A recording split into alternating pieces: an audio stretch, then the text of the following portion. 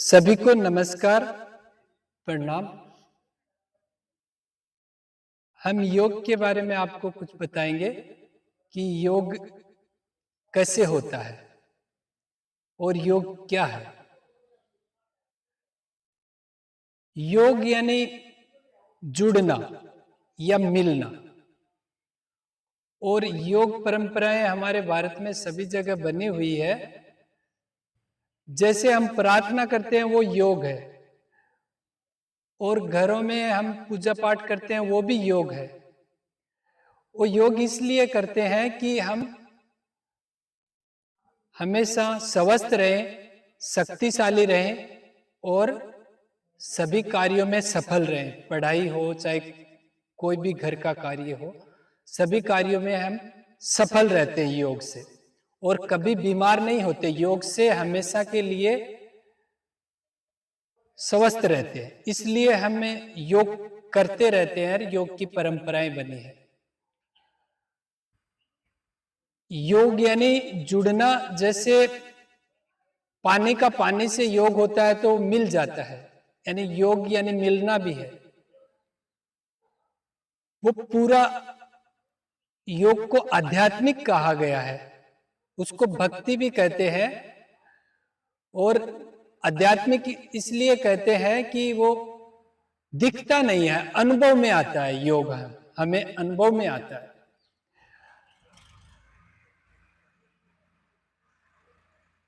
गुरुजी, बात करोगे तो नहीं होगा, कैंसिल हो जाएगा। वो एनर्जी का होता है पूरा।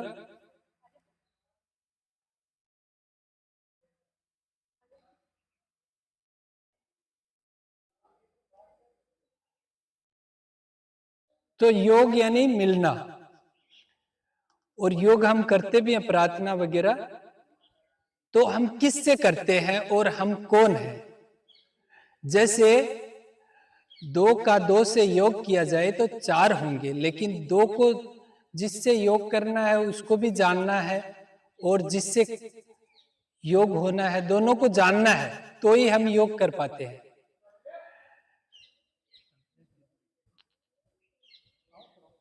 तो प्रार्थना में जो हम योग करते हैं ना, वो ईश्वर से करते हैं।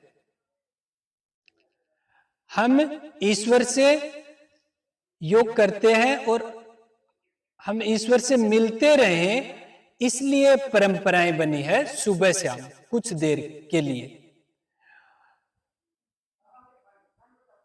और जैसे एक प्रार्थना आपने सुनी होगी, सुबह सवेरे लेकर तेरा नाम प्रभु, करते हैं शुरू आज का काम प्रभु।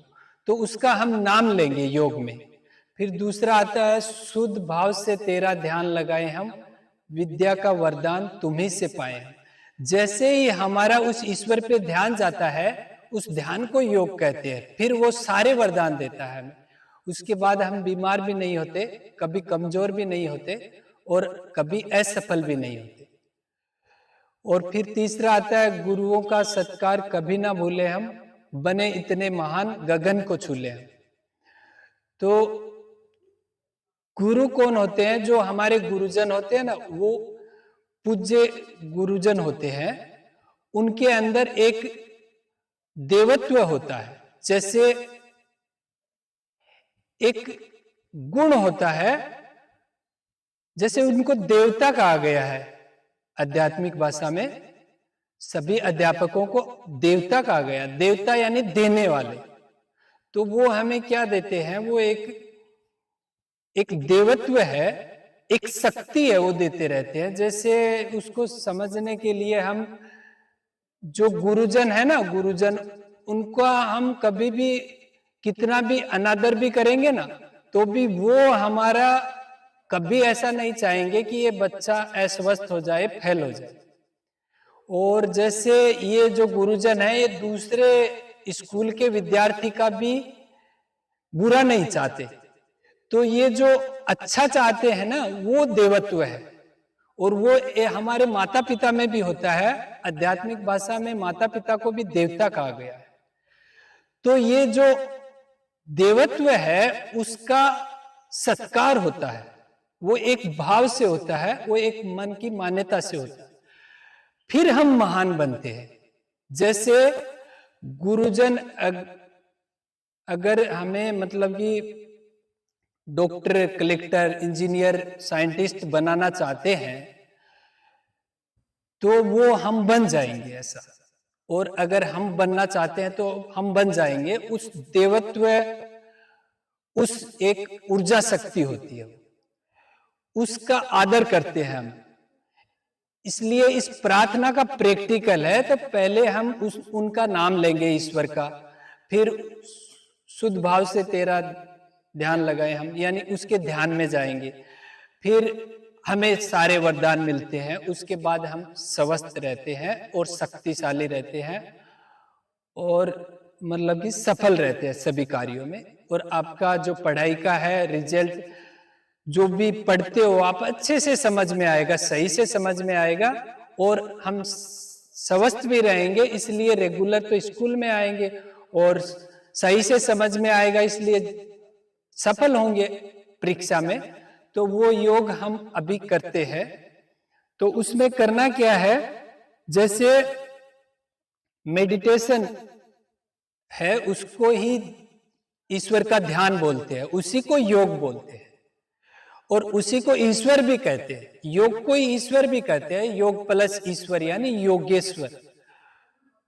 यानी योग को ही ध्यान बोलते हैं, योग को ही मेडिटेशन बोलते हैं, योग को ही ईश्वर बोलते हैं। तो वो योग अभी बहुत आवश्यक है, इसीलिए उसी से हम स्वस्थ रहते हैं, उसी से हम सफल रहते हैं सभी कार्यों में। तो वो योग हम अब करेंगे, 5 मिनट के लिए चलेगा वो।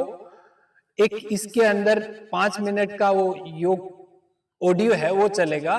तो उसमें पहले ऐसा आएगा, गुरुर् ब्रह्मा गुरु विष्णु गुरु देवो महेश्वर, गुरु साक्षात परब्रह्म तस्मै श्री गुरुवे नमः।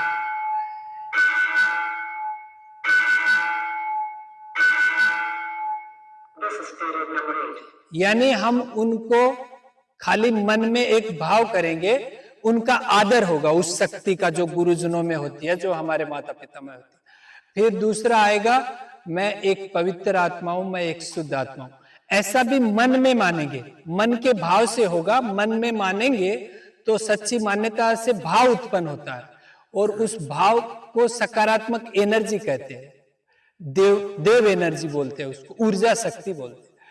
और करना कुछ नहीं है, आराम से रिलैक्स बैठ जाना है सभी को। हाँ, अभी आप भी बैठ सकते हैं।